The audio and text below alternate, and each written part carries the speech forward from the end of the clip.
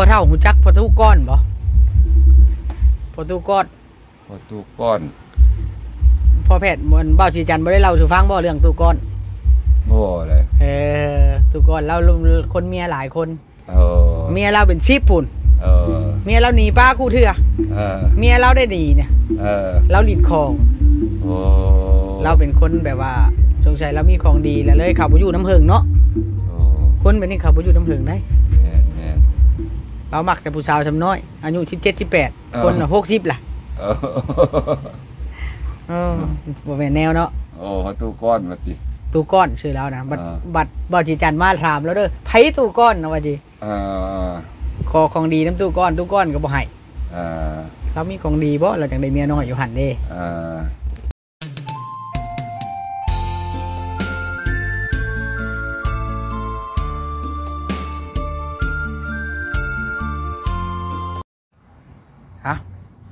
สบายดีเด้อพี่น้องเนาะสบายดีมาอยู่กับพ่อตู้คำพายนายทหารเก้าได้นี่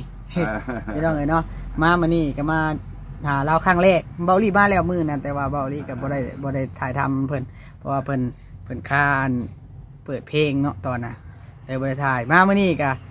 ว่าจะมาหาของดีน้ำเล่าแหละพี่น้องเนาะมีของดีคือตู้ก้อนอยู่บ่พอเฒ่านี่นะพี่น้องเลยอยู่ผู้เดียวไปลาลินในพี่น้องเลยเนาะ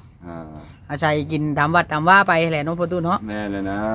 ชีวิตเราก็ได้พี่น้องเนาะเนี่ยมันถูกมันจนเนี่ยสุขมันจนเราอะไรพี่น้องเพิ่งเท่าไหร่ก็เพิ่งบ่ได้ให้เพิ่งพี่เพิ่งน้องเขาไปแห้งทุกยากจนขึ้นกันเขาก็ได้ว่าบ่สร้างไหนเนาะเป็นก็ได้แต่เพิ่งลูกเพิ่งหลานแถวปั้นต้นเพิ่งขอนแก่นนี่แล้วเขาเด็กเงินได้คำซื้อหวานซื้อยาน้ำเขาก็ได้พวกลูกพวกหลานก่อนอื่นก็ลูกหลานถามมันอายุเท่าไรแล้วพ่อเฒ่า83 ปีโอ้83นี่เฮิงแห้งแล้วได้ฟังเว้านี่แม่นแหละเกิดแต่เฮิงแห้งแล้วได้นี่เนาะไม่ไกลฟังนางไกลห่วยแล้วพ่อตู้เว้ามีวลีเด็ดได้พ่อตู้นี่บ่ได้ธรรมดาได้พ่อตู้นี่จักมื้อใดแล้วสิโง่บ่ฮู้จักนำจากมื้อใดสิกลับบ้านเก่าบ่พ่อเฒ่าพ่อเฒ่าเคยไปอยู่ไสน่ะโอ้มันก็เริ่มอยู่นี่ก็อยู่หลายปอนได้ล่ะนะแต่เขาเป็นทหารก็อยู่ซ้ำนอกซ้ำเหนือเสียงขอกเสียงควงบ้านเมืองขอกเมืองคำแล้วก็เมืองหลวงพะบางหลายปอนได้ไปอยู่กันเลยตั้งแต่กี้น่ะแม่นเลยย้อนเป็นทหารเลยมันคนเดินคนตะกี้คนไปเนาะแม่นเขาว่าขีดสวรรค์เขาโอ้หลายปอนเท่ากันพ่อเฒ่ามีเมียจักคนพ่อเฒ่ามีเมียจักคนพ่อเฒ่าน่ะ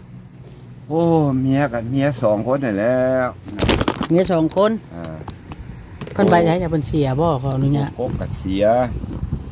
ที่2มากับมาบ้านนี่ก็เลยมันเป็นไปเลยป้ากันเลิกลากันเนาะแน่นเลยเขาก็บ่อยู่ดีเขาก็บ่อยู่ดีกับทุกคนไปแต่ละทางไปกระเฒ่าแก่แนวโฮมไปเนาะ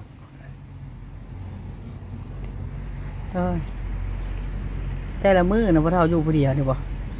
แม่นเลยลูกได้จ้ะพ่อเฒ่าอยู่กับลูกกับหลานนะเอาแต่มันสิไปแล้วลูกหลานอะไรข้าวบัดผู้หนุ่มเนาะเมื่อนี้มันก็ซื้อยาไม่ซองนึงยาเพชรทองบ่ได้สูบเพราะว่าไม่สูบ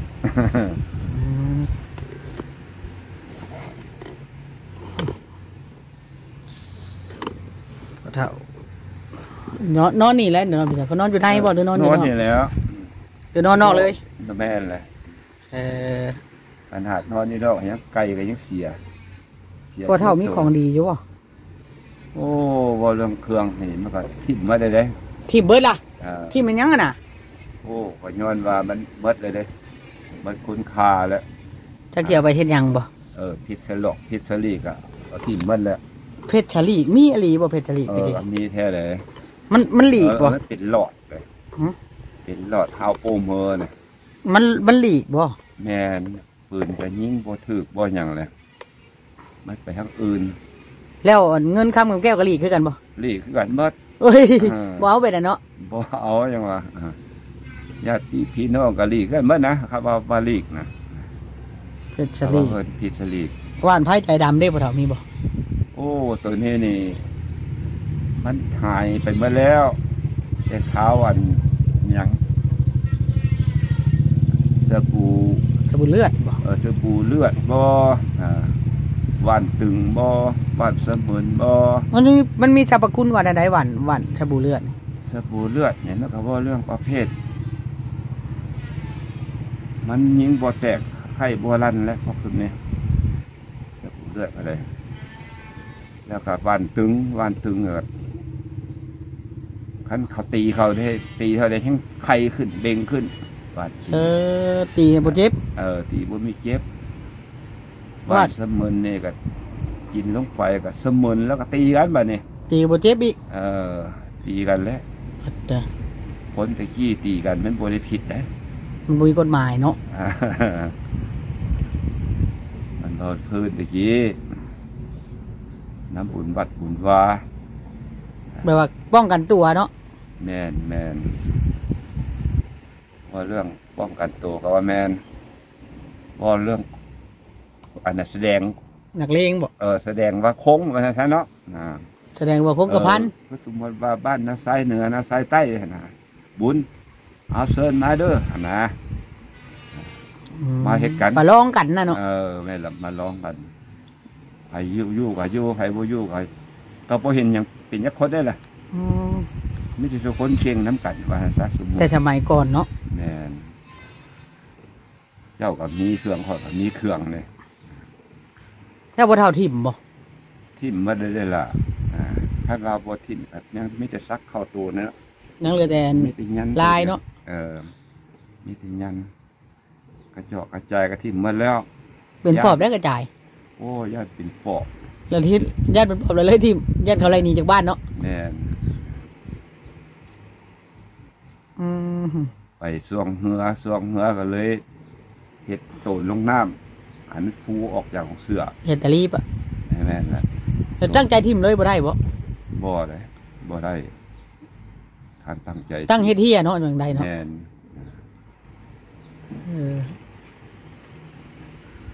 พวกซึมติจันคำมาว่าเรื่องอยากได้กองดีบ่พวกซึมนี่มาอยากได้ว่าเรื่องอันยาดียาบำโรคบำรุงบ่เท่าบี้บ่ล่ะยาบำรุงนี่มันก็เว้าเพิ่นสู่พวกเพิ่นฟังกันมีแต่การว่าเขาเป็นลูกหมากเนาะลูกหมากเขาเวลาแบบปวดเหี่ยวปวดอย่างมันเจ็บป่ะมันเจ็บ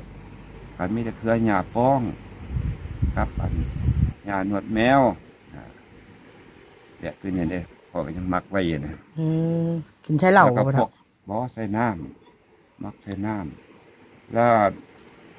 พวกสมทีว่าเป็นนิ่วเป็นยังวะนี่ก็ดีนะนิ่วไข้โรคไข้หลังนิ่วบีนิ่วยังดีหานั่นเป็นเนาะหายาเป็นตัวเท่ายาอย่างเนาะยากำลังแบบนี้แหละก็ยากำลังกับ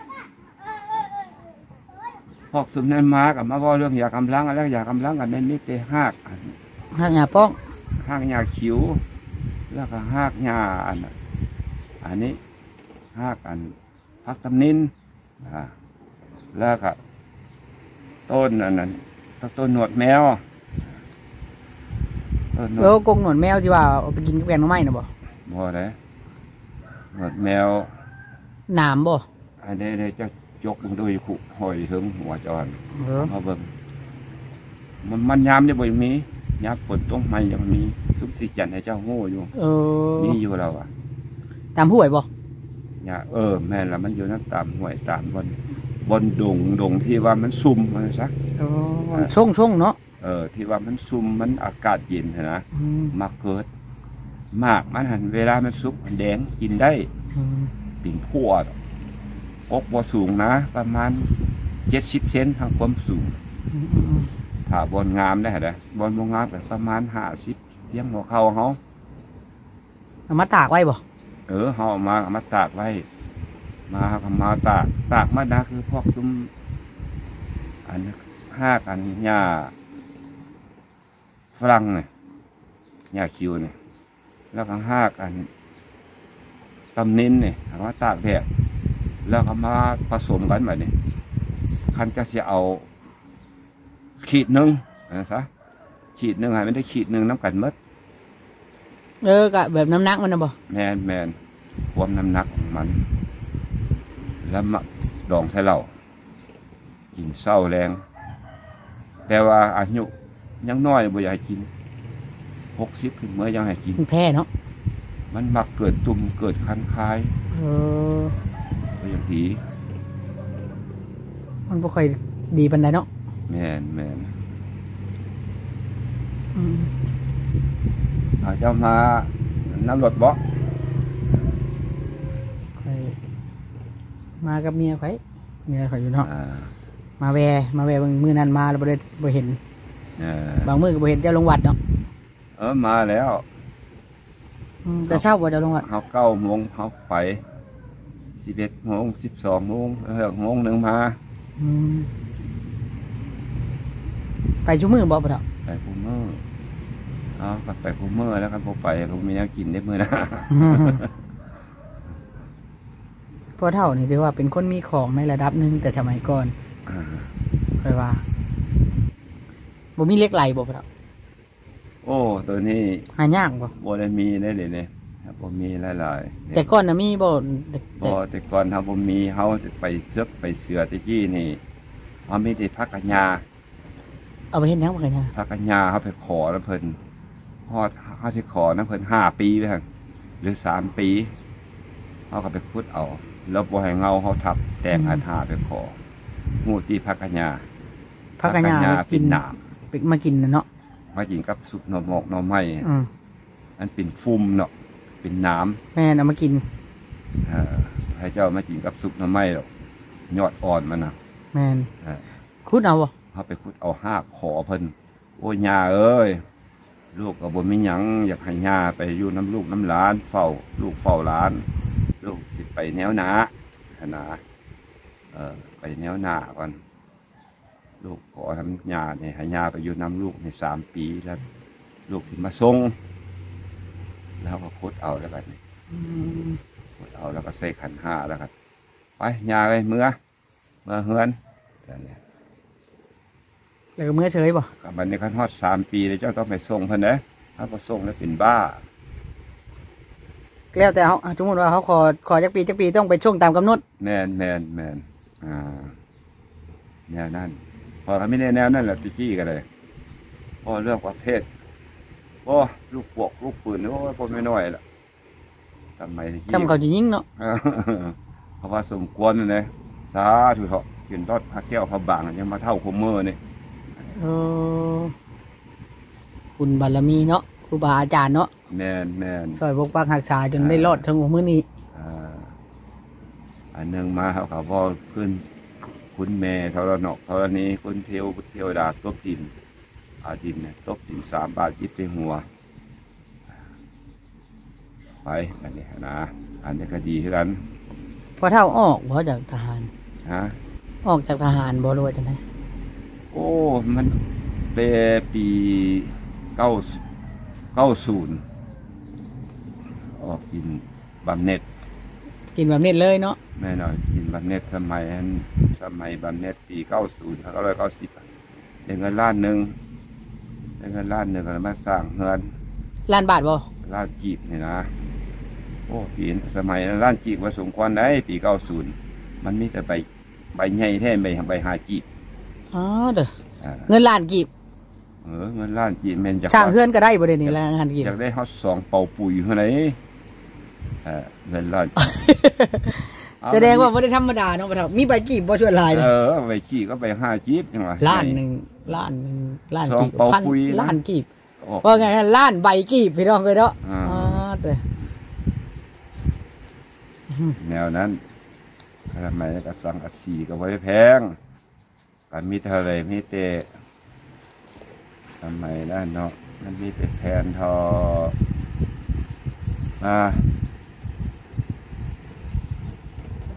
อะไรเนาะ15 กิหรือ12 กิสั่งสีแผ่นหนึ่งต่อมากับมาอยู่มาก็เลยเมียตายก็เลยเป็นคน4 เพแล้วแบบนี้1 ล้านกีบไปทอดที่ทอแดนสังกะสี15 กีบ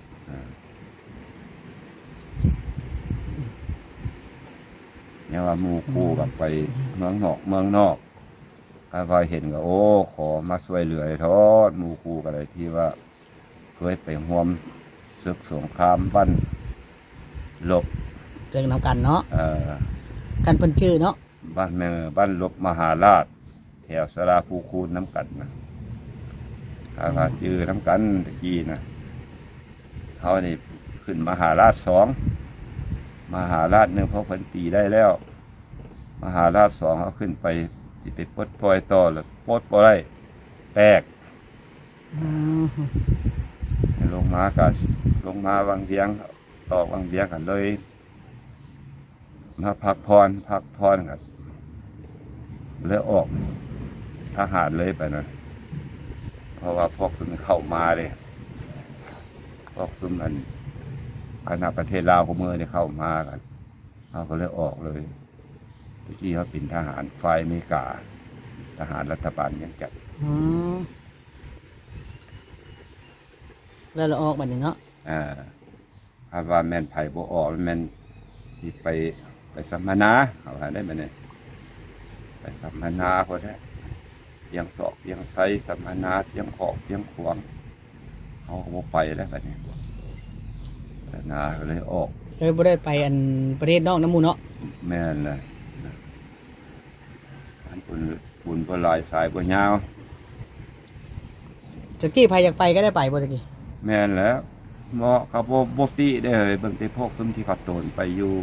ศูนย์นับพอกนับโพเมืองเถาะเมืองไทยนี่ครับกลับคืนมาประเทศลาวเขาก็หลายได้คือพวกแมวพวกเผาหมกเผาม่งเนี่ยกลับคืนมาหลายคนหลายเนาะมันหลายคนเพราะว่ามันบ่มีผู้เอาโตอะไรอเมริกากันเลยหลายคนเนาะก็คือสมผัสวิไลกันมีได้พวกอพยพมาเตอันนั้นพูดมาแหละมาเตศูนย์นับโพฟังนั้นมัดทางไทยบ่แม่นเลยการสมผัสวิไลเหมือนกัน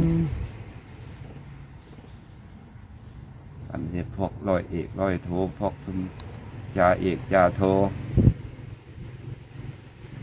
เขายังไม่ได้ไปผู้ไปกับไปผู้ไม่ได้ไปก็ไม่ได้ไปยังมันเกี่ยวแก่กันอย่างละบูมูนำ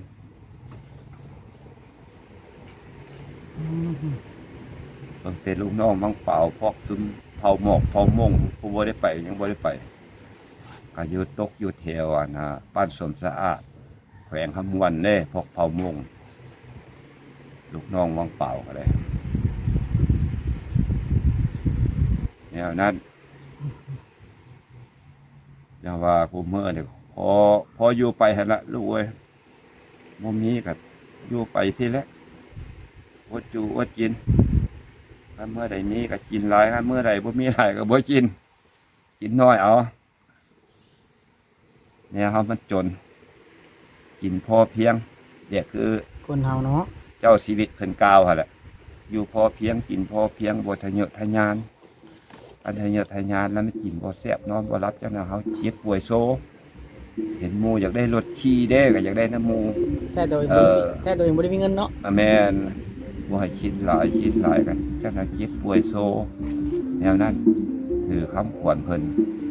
เขาก็ถือแบบศีลธรรมไปซะอยู่ในศีลธรรมได้ทำใดก็กินทำนั้นเจ้า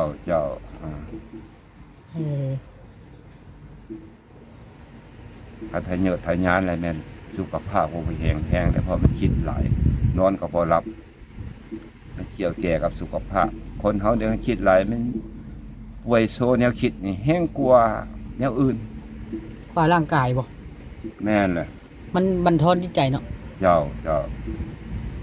แนวคิดกับผอมเลยแล้วครับว่าแม่นป่วยโซแนวคิดเขาไม่ได้บอกให้มันคิดปะวางไปโลดอันใดไม่เกิดมันต้องเกิดคิดไปแล้วพอตัวใดไม่จะเกิดตัวใดเขาที่เจ็บที่เป็นให้คารับออก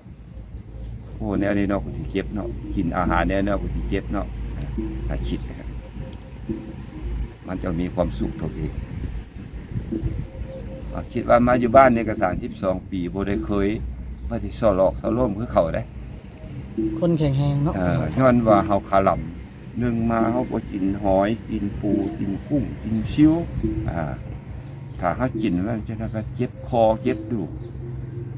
ปันดอกปันดงแล้วเขาราคาบ่ได้กินดิบเนาะกินแบบครับว่าแนวดิบก็ยังไก่อีกลาบปลาดิบบ่ก้อยสิ้นดิบบ่บ่ได้กินคือว่าไปเงินปุ่นเงินทานน้ำบ้านนี่คันมันมีแต่ดิบแนวดิบกันกลัวให้ได้ลูกคันเขาว่ากันแต่กินเนาะแต่บ่กลัวให้บ่กินคันเขาบ่กลัวมาเขาบ่กินแล้วก็เขาบ่มาให้กันหนีนั่นแหละเขาก็บ่ลำไร